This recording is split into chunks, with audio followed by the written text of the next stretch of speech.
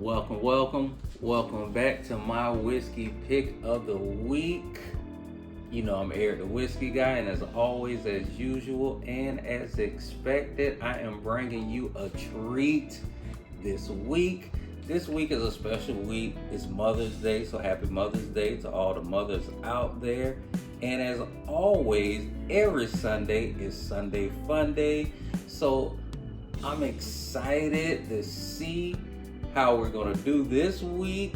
This week we're going to be bringing out the Yellowstone Select. Now this bottle has been on my radar for a long time. I'm glad that I grabbed it. When I think of Yellowstone, the first thing that doesn't come to mind would be Kentucky straight bourbon, but it is made out of Kentucky and it's in honor of the national park. So we gonna see how it is. It goes back to around like 1872. So when I first seen this bottle, I seen it was 1872. I envisioned if you ever seen the movie Unforgiven with Clint Eastwood and Morgan Freeman, outlaws heading out to assassinate people. That's the first thing that came to mind. And now that I think about it, the little town that they were traveling to in Wyoming was called Big Whiskey. So there are definitely some whiskey drinkers out there. So I want to see if it'll live up to my imagination on what I'm gonna be envisioning when I take a sip of this bottle. But we'll see.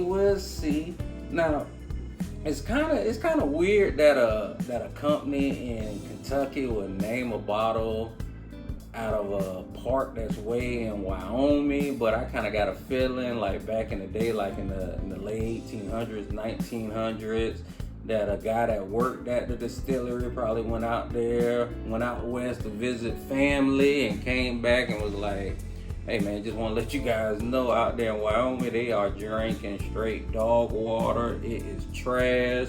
So let's make a bottle, put the national state park on there, and they gonna buy it. It's gonna be the best thing out there. So that's kind of, I feel like that's how they get out there.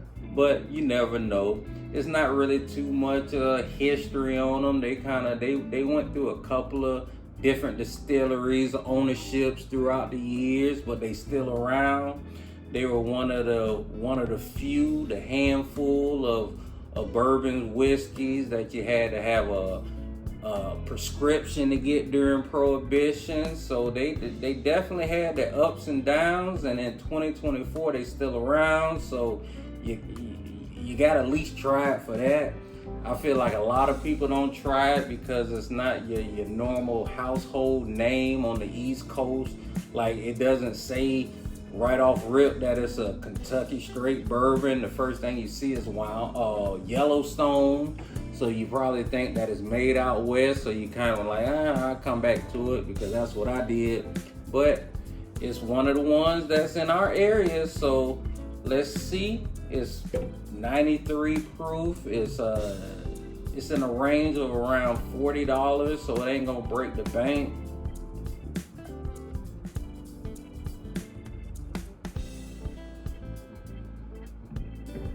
Got a nice smell to it. It's not spicy or anything like that.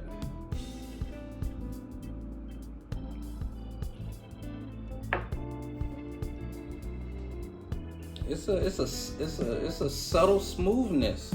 It's very smooth. You wouldn't even have to I wouldn't even put a chaser in it. If anything, worst case scenario, you can put a couple cubes of ice on it. But it's definitely, I believe it's a single malt, so it kind of got that single malt feel to it. If you in the Scotch, a lot of Scotch is a single malt. That what kind of makes it kind of smooth. So if you just want something to sip on, this would definitely be a good choice to get. I highly recommend it, especially at the price that it's coming in. $40, you can't really beat that. They also got a single barrel. That's the black label. I believe that runs you probably around anywhere from 65 to 70. So that's kind of next on my radar. But I'm enjoy this Yellowstone, aka Big Whiskey Town, population of 45 people. The Wild Wild West. You got Clint Eastwood, Morgan Freeman, and Lil Bill. So I'm gonna enjoy this drink. Hey man, this is Eric the Whiskey Guy. We're gonna do it all again next week, y'all.